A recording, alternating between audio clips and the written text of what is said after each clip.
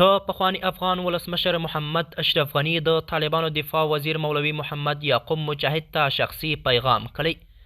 د حقیقت نیوز چینل درنو کتونکو سلام، ستړي مشئ، وخت مو په خیر. په سر کې یادونه کوم که حقیقت نیوز چینل مو نوی سبسکرایب کړئ نو په درنښت سره همدا اوس یې سبسکرایب کړئ ترڅو زموږ مهم او تازه خبر تر ټولو د مخه تر تاسو در ورسیږي.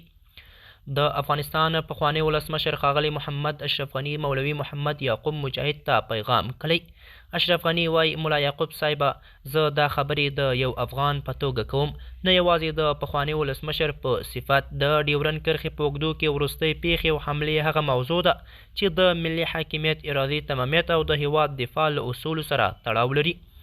که چیرې د افغانستان پر خاورې تیری شوی وي او یا د امنیتي ځواکونو پر ضد اقدام شوی وي، نو د دفاع حق د هر دولت او هر ملت مشروع حق دی. د خپل وطن ساتنه جرم نه دی بلکې وجیبه ده. که ستا تر قمندانۍ لاندې ځواکونه د افغانستان د خاورې د دفاع لپاره اقدام کړی وي، د ملي مسؤلیت برخه ده.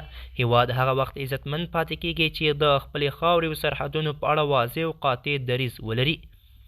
البته دا هم مهمه ده چې هر اقدام باید منظم محاسبه شوی وي او د ولسي زیانونو څخه پاک وي، خو د دفاع اصل باید تر پوښتنې لاندې رانشي. د ډیورنډ کرښې اوږدو تاریخي او سیاسي موضوع ده، خو تر هر څه وړاندې د افغانستان امنیت او حاکمیت لومړیتوب لري. که نظامی ځواک د ملي حاکمیت د ساتنې لپاره وکارول شي، دا د هر مسؤل حکومت حق دی.